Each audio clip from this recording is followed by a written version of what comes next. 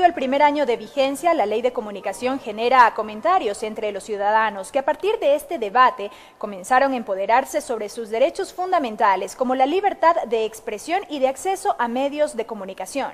Junto a ello, los primeros pasos para la profesionalización de los trabajadores del sector. Nadie me lo ha impedido hablar con usted, así que por lo tanto, sí existe libertad de expresión en nuestro país. Cumplido el primer año de vigencia de la Ley Orgánica de Comunicación, el debate de ciudadanos, medios y periodistas se ha centrado en los derechos de estos sectores y la democratización del acceso a los medios y tecnologías. La normativa fue el resultado de un extenso proceso de 5 años de discusión, en los que el alcance de la libertad de expresión fue el concepto más controversial. Todos pensamos sin ofender a ninguna otra persona. Esa es la forma, esa es la libertad de expresión, sin ofender a nadie. Sí, porque algunos sí se pasan, la verdad.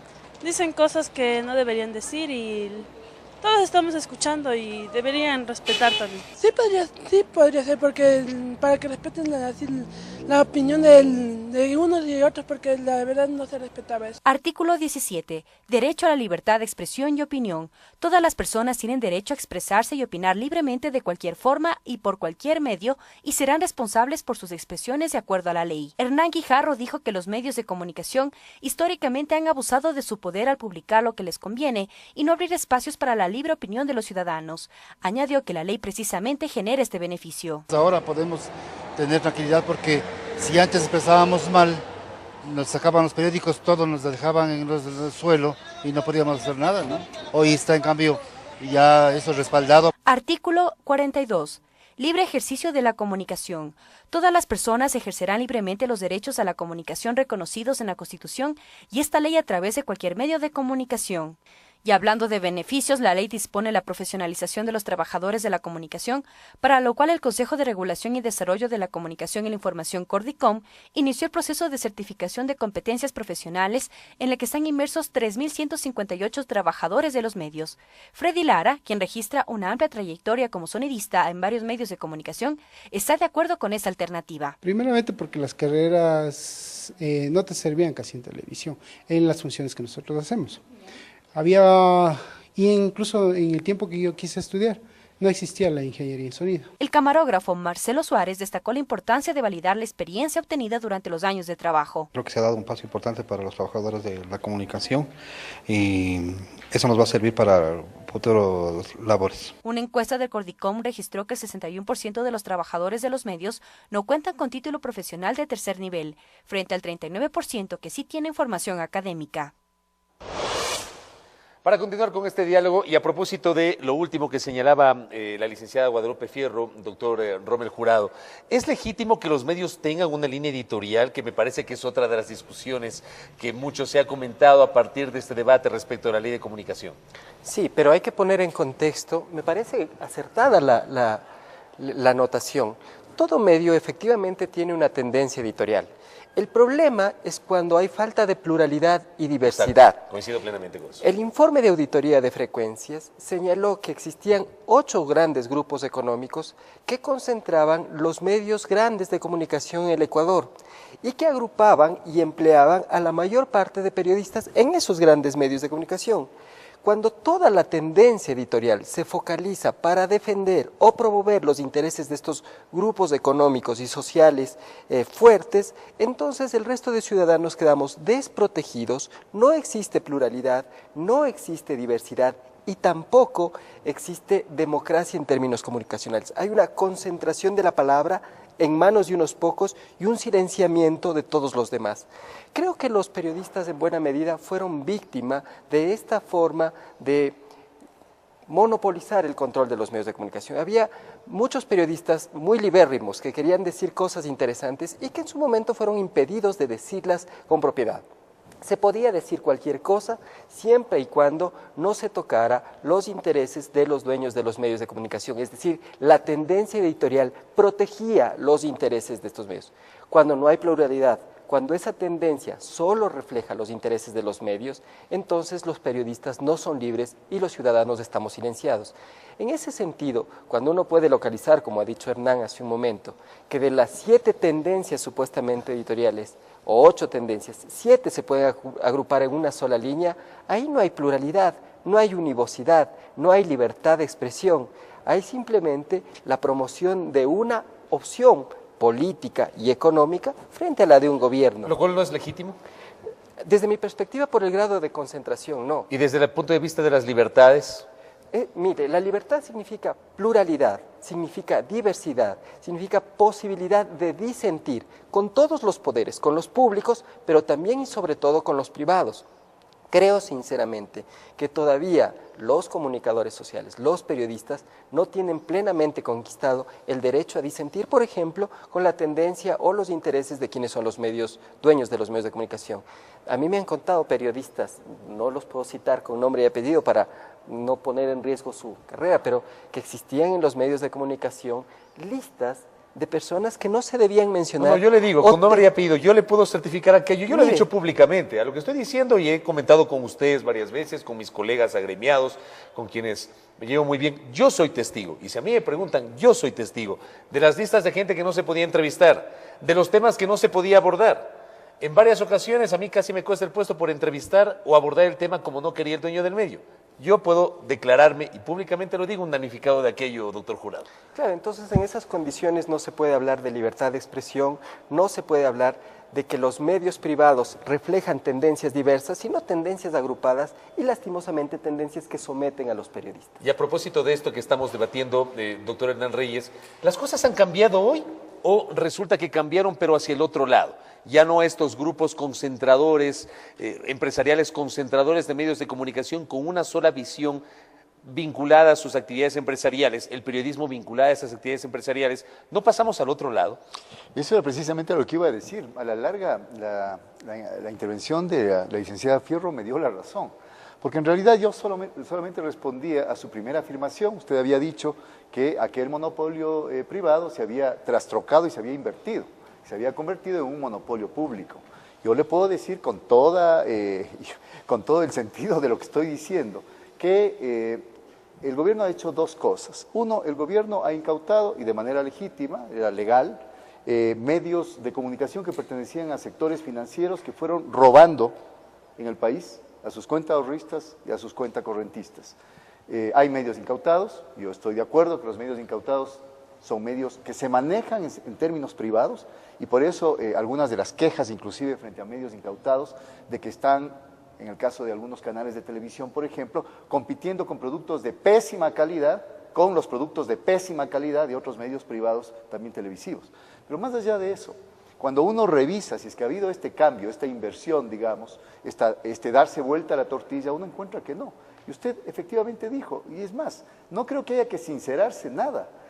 Los medios impresos en el país, cuando uno revisa los medios de alcance nacional, tienen exactamente y una clarísima línea de política editorial, pero una línea unificada de política editorial. Pero es más curioso todavía, Fabricio, el tema, porque no son solo los medios de comunicación privados y sus representantes agrupados en gremios, como por ejemplo la Asociación de Editores de Periódicos, son también muchas de las veces esta unificación de criterios y de opinión, ahí sí, uniforme y unidireccionada, a donde se juntan a veces gremios de periodistas. Esto es lo más curioso porque a mí me ha llamado la atención.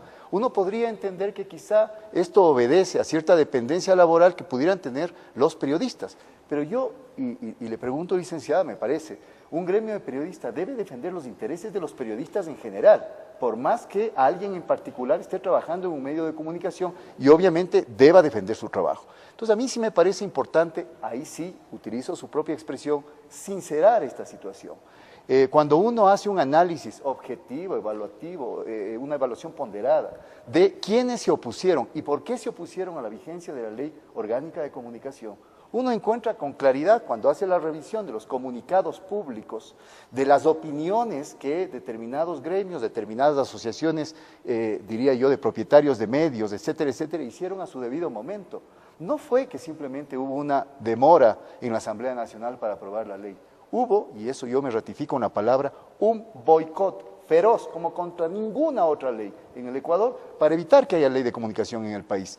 Y a ratos todavía, cuando yo veo en los medios de comunicación, me asombra el giro que han dado algunas personas que dijeron pestes de la Ley Orgánica de Comunicación, que siempre la acusaron y la trataron en los peores términos, diciendo que la mejor ley es la que no existe y peor una ley de comunicación, y después resulta que como ya la ley finalmente se aprobó y les toca someterse al imperio de la ley, como a todo ecuatoriano, finalmente dicen sí, puede tener la ley aspectos inclusive positivos, o si no, están acusando a la ley de comunicación de sus propios errores. Hay un medio impreso que, siguiendo la saga de otro medio impreso de circulación periódica, una revista, acusa por sus malos manejos administrativos a la Ley Orgánica de Comunicación de su cierre. Y tienen en la punta de la lengua algunas personas, propietarios de medios privados, que cualquier problema que tenga el medio privado, problema de competitividad, problema de competencia, es culpa de la Ley de Comunicación y hay falta de libertad de expresión en el país. ¿Cómo ve la Unión Nacional de Periodistas este elemento que acaba de decir Hernán Reyes, lo que ha ocurrido con el diario Hoy, lo que ha ocurrido con la edición de Manaví de Diario La Hora? Dentro de la parte, digamos, editorial de ambos medios, argumentaron que dentro de una de las razones para dejar de imprimir, de emitir la edición impresa y quedarse solamente en la edición digital, supuestas restricciones a la Ley Orgánica de Comunicación, pero claro, en los mismos editoriales también hablan de problemas económicos de estos medios que estoy refiriendo, licenciada Fierro. Bueno, yo creo que los empresarios de esos medios de comunicación han expresado su punto de vista y eso es problema de ellos. En lo que a los periodistas respecta, que es a quien representa la Unión Nacional de Periodistas. De los medios de comunicación. Exactamente, ¿no? Yo creo que lo que hay que señalar es que lo lamentable es de que se pierden aquí voces en el intento de hacer plural la expresión de una sociedad, ¿no? Cualquier medio de comunicación que desde cualquier perspectiva contribuya a un cruce de ideas, de opiniones, de información, es una cuestión saludable para la democracia. Y respecto del tema de la concentración, yo estoy de acuerdo en eso. Yo creo que, por ejemplo, una cosa saludable es el hecho de que los medios de comunicación comunitarios empiecen a tener un respaldo como debe ser para que ejerzan debidamente esa función. ¿Qué tipo de respaldo? Porque hay que recordar lo siguiente, este es uno de los países que más medios comunitarios registrados tiene, pero lamentablemente tenía una serie de restricciones de carácter económico que no les permitía fortalecerse. Porque la ley les otorga el 34% del espectro radioeléctrico para el futuro. Porque definitivamente en esto hay que ir al tema de lo económico. No existe empresa alguna, ni pequeña, ni grande, ni mediana, ni de ningún signo ideológico, que no pueda tener una posibilidad de desarrollo en el tema económico. Entonces, en esto hay que con propiedad hablar. Hay grandes medios, hay medianos medios y hay aquellos que simplemente no tienen una visión empresarial, sino una visión de desarrollo comunitario. Ahora, ¿qué es lo importante de todo esto? Lo importante de todo esto es que grandes, pequeños o no, tienen y deben tener autonomía para expresarse. Esta es la esencia de la democracia. Claro, nosotros vemos, por ejemplo, como acaba de expresar Hernán, el fastidio respecto de algunos medios de carácter privado. Bueno, está en su legítimo derecho, pero no hay que olvidar el derecho de los otros que también lo tienen para expresarse. De esto se trata la sociedad, de esto se trata la tolerancia que debemos tener para ir progresando en una sociedad cada vez más democrática y respetuosa.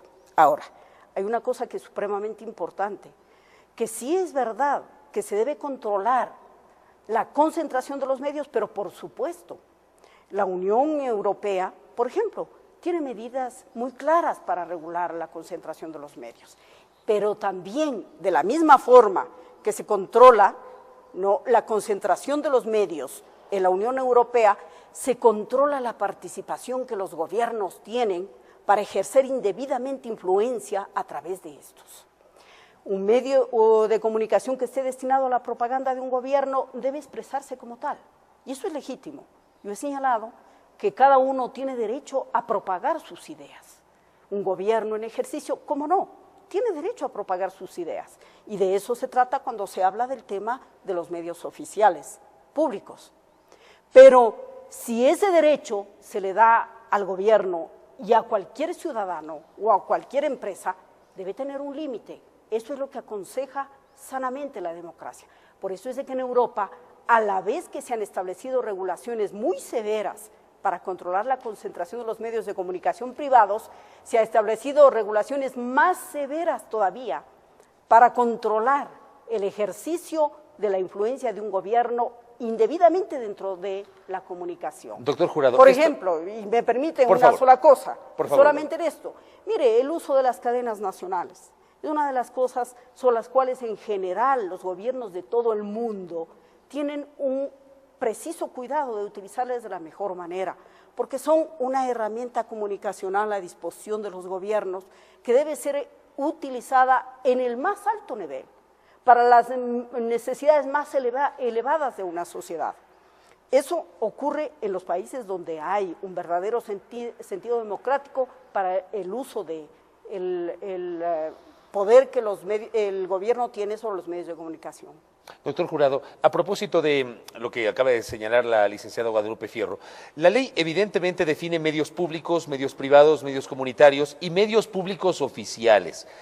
Esta definición de medios públicos oficiales es lo suficientemente clara y hay una, a su vez, clara diferencia con los medios públicos que tienen una naturaleza, se entiende, distinta. Sí.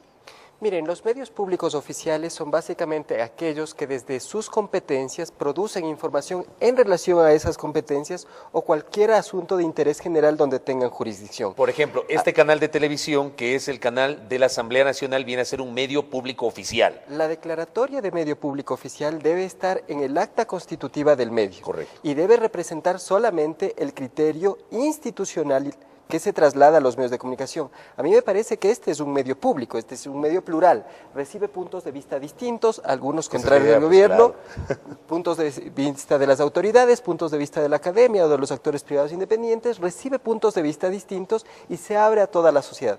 Este medio, además, por las características del legislativo, representa las tendencias políticas de todo el país. Y por lo tanto tiene que abrir sus micrófonos a todas esas tendencias. A mí me parece que este es un medio público, no un medio público oficial. No un medio público oficial. Así es. Si hablamos de la radio municipal, por ejemplo, también podría ser un medio público no oficial. Mire, como en derecho, y eso es una alusión que hacíamos antes, todo tiene que ser dicho explícitamente. Cuando uno quiere constituir un medio público de carácter oficial, en el acto constitutivo del medio tiene que declarar que es público de carácter oficial, porque los medios públicos admiten una mayor pluralidad. Los medios públicos oficiales tienen una tendencia plenamente identificada y alineada con el desempeño de las competencias institucionales de la organización que crea el medio. En cambio, el medio público genera el espacio, pero es muchísimo más plural. El medio público es el medio de todos, donde todas las tendencias deben ser reflejadas. ¿Y eso se está respetando? Porque hay quienes piensan que los medios públicos son medios gubernamentales que solamente orientan la voz del gobierno de turno. Mire, en esto hay que ser claros. La ley de comunicación tiene apenas un año de vigencia. El proceso de redistribución de frecuencias, en mi estimación personal, tomará entre 5 y 7 años. Y hay un proceso también de transición y de fortalecimiento de los medios públicos. Hasta antes del 2007 realmente no teníamos un sistema de medios públicos. Teníamos esporádicas manifestaciones de medios públicos muy débiles. Por primera vez este país, y repito, desde el año 2007, tiene un sistema de medios públicos. Consolidar este sistema de medios públicos aumenta las posibilidades de la democratización de la comunicación en cualquier estado del mundo. Donde hay medios públicos fuertes, hay más probabilidades de democracia comunicativa. Pero ese proceso histórico, que a otros les ha tomado más o menos 50 o 60 años, lleva en el país 5 o 6 años, cuando mucho. Por lo tanto, hay que fortalecer la independencia de los medios, hay que fortalecer su capacidad de autonomía, tanto de los públicos como los privados, pero hay que apoyar la idea de que los medios públicos existan y se fortalezcan. Doctor Hernán Reyes, ¿hay alguna manera, la ley dice algo respecto de el uso de las cadenas que también alertaba Guadalupe Fierro? A ver, varias cosas. Primero, yo creo que es absolutamente legítimo en cualquier, yo diría, manual básico de teoría política o de comunicación política, se sobreentiende que el Estado y sus instituciones tienen no solamente el derecho, sino la obligación de dirigirse a los ciudadanos, de dirigirse a la población. Tienen canales especiales, precisamente por ser el gobierno la cabeza del Estado en esta coyuntura mientras gobierne. Creo que eso está fuera de toda duda, eso creo que se aplica aquí y en cualquier lado. Podemos tener miradas diferentes con respecto a cuál es la intensidad de ese derecho que tiene el Estado para poder dirigirse a sus ciudadanos. Es perfectamente legítimo. A unos nos puede gustar más, a otros les puede gustar menos el número de cadenas. Es una cosa absolutamente de la licenciada Fierro, mía o de Rommel. No cabe sino en el campo de la opinión o simplemente del gusto personal. Lo que la Ley de Comunicación plantea con muchísima claridad, artículos 61, 62, 63, 64 hasta el 68, es la prohibición de determinados tipos de contenidos. Y esta prohibición de determinados tipos de contenidos se extiende a 3 tipos de contenidos. Contenidos discriminatorios, contenidos violentos o que induzcan a la violencia o que induzcan a la discriminación y contenidos sexualmente explícitos en franja de horario familiar, es decir, cuando los niños pueden mirarlo.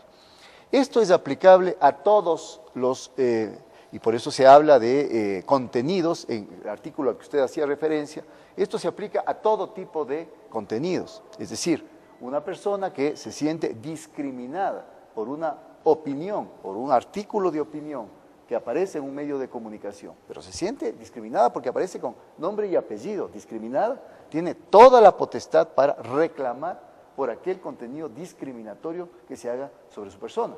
Ahora último, le voy a poner un ejemplo desagradable desde mi punto de vista, porque yo tenía otra impresión del autor, un montaje fotográfico salido en un diario de circulación nacional por parte de un conocidísimo caricaturista, donde a un asambleísta se le coloca como el objeto de la caricatura. No le encuentro mucho humor a eso, pero podría otro encontrarle, pero en términos absolutamente discriminatorios desde mi particular opinión y punto de vista. ¿Y en esos casos la ley dice algo? Por supuesto, es un contenido discriminatorio, o al menos presuntamente discriminatorio, frente al cual la persona aludida, con nombre y apellido, en este caso ni siquiera hubo una caricatura, es decir, ni siquiera hubo una representación exagerada de la persona como para poder decir se parece pero no alude a él. Hubo una fotografía, porque fue un montaje fotográfico, donde se discrimina, desde mi punto de vista, presuntamente, por razones, por condiciones socioeconómicas, por niveles educativos. Es decir, en el país como que hemos retrocedido, mejor dicho, nos seguimos manteniendo casi en la Edad Media. Una persona que se equivoca a leer un comunicado, un discurso o lo que sea, ¿puede ser discriminada por eso? Es más aún, puede ser esa persona acusada o señalada como que su cargo de autoridad pública ganado en elección popular tiene que ver con un asunto netamente económico, es decir, por un lado, incapaz para ejercer un puesto de representación popular. Por otro lado, diciendo y enfatizando el tema de que ese puesto de representación popular, lo único que significa para esa persona son ingresos económicos. ¿El Cordicom puede actuar de oficio ahí? No, el Cordicom no puede actuar de oficio ahí. El Cordicom lo que puede hacer es lo que ha hecho en otros casos, un llamado para que se tenga cuidado, un llamado más bien preventivo, un llamado de atención. En ese sentido, me parece que la Superintendencia de la Información y Comunicación sí podría actuar, no sé si de oficio, Rommel me corregirá, o a petición expresa del interesado. Pero en el país se sigue repitiendo aquello, y se sigue repitiendo por parte de las mismas personas que hablan de tolerancia, que hablan de que exigen la libertad de expresión y que dicen que existe un estado de censura en el país. Con la intervención de Guadalupe Fierro cierro. Hay una distorsión, como dice Hernán Reyes, de este concepto de las libertades, la libertad de expresión, por ejemplo, con este caso que está señalando el doctor Reyes. Bueno, todo discrimen por principio es odioso. Absolutamente todo discrimen, yo estoy de acuerdo con Hernán. Por ejemplo, lo que ocurrió con Jaime Guevara, las cuestiones tan grotescas que se dijeron de él en función de su enfermedad, en un episodio que todos recordamos, eso es una cosa inaceptable para una sociedad. Es inaceptable faltar el respeto a un ciudadano desde las más altas esferas de esa forma. Esos discrímenes tienen que cesar. El discrimen permanente de que son objeto los periodistas, que no son de gusto del oficialismo, porque se discrimina a aquellos que son aceptados por el oficialismo y a aquellos que no, eso debe cesar, porque es un discrimen, es un irrespeto a una profesión, que más allá de que estemos de acuerdo o no, yo en muchas oportunidades, y no he tenido temor en expresarlo, he estado en desacuerdo con muchas de las personas que escriben en medios de comunicación. Me conocen, saben que yo no he tenido temor en expresarlo. Pero eso no es una razón suficiente para que de manera intolerante, yo creo que ellos deben desaparecer de expresar su punto de vista. Esa no es la forma de construir una sociedad respetuosa, una sociedad en armonía. Pero aquí hay una cosa muy importante de señalar. El tema de las cadenas nacionales, esto es algo que debe tratarse con absoluta equidad, podría decir yo. Porque sí, cierto es lo que dice Hernán, y yo lo ratifiqué al principio, ¿no? Un gobierno tiene legítimo derecho a propagar sus ideas, de eso se trata. Es que es la forma en que puede ejecutar, llevar adelante sus propuestas de carácter político. En eso nadie puede poner una cortapisa, pero es una cosa muy diferente la forma en que se utiliza el poder público para muchas cosas. Por ejemplo, en materia electoral siempre se ponen restricciones al uso desde el poder público, porque eso es sano. Cuando una persona o alguien o un movimiento está en el poder público, hay la tendencia a utilizar y abusar de esas funciones. Y esto pasa en el caso de la comunicación y de las cadenas nacionales. Un dato, solamente un dato, en un informe regional desde México hasta la Patagonia, hecho sobre el tema exclusivamente de cadenas nacionales, somos el único país que tiene el promedio más alto de cadenas nacionales. Y lo insólito, esto es el caso, desde el 2007 hasta el 2013 ha habido 2.200 y más cadenas nacionales, 2.200, un promedio de 300 por año. La señora Michelle Bachelet, de quien no se puede dudar de sus credenciales democráticas, ha utilizado una cadena nacional para emitir el mensaje que ella dio a la nación en su posesión. Y esto es una tradición allá. Y en casi la mayoría de países todos utilizan las cadenas nacionales, ¿no? Se utiliza de una forma regulada, o incluso cuando no es regulada, porque en muchos países no está regulado, en una forma éticamente comprometida con no abusar de este servicio por parte de los gobiernos. Y aquí voy a decir algo muy importante que posiblemente olvidó de decirlo Hernán. El Cordicón y la Superintendencia de Comunicación deberían sobre esto tomar alguna determinación, porque aquí en el artículo 74 de la Ley Orgánica de Comunicación dice claramente para qué fines exclusivos debe utilizarse la cadena nacional. Entonces, hablaba de ese tema precisamente Hernán, y yo le pediría que aquí están personas vinculadas, en este caso una autoridad y alguien que está muy cerca de la autoridad, que no olviden de revisar el artículo 74 de la Ley Orgánica de Comunicación, donde dice que solamente hay 3 casos en los que se debe utilizar la cadena nacional, solo 3 casos, y todos ellos legítimos. El uno es la promoción de contenidos culturales, educativos y de salud. El otro es para cuando hay un estado de excepción. Bueno, es absolutamente razonable. Y el tercero, y el más importante, y sobre esto hay un aporte valioso del Cordicón en el reglamento que emitieron a la Ley de Comunicación, y es el hecho de que este último dice las obligaciones de los medios audiovisuales: obligación de prestar gratuitamente los siguientes servicios sociales de información de interés general. 1. Mensajes de interés general que disponga el presidente de la República o la entidad de la función ejecutiva que recibe esta competencia. Estos espacios se utilizarán, reitero, única y exclusivamente para informar de las materias de su competencia cuando sea necesario para el interés público. Entonces, aquí hay una cosa final que es muy interesante y que dice: los servidores públicos señalados en el párrafo anterior serán responsables por el uso inadecuado de esta potestad.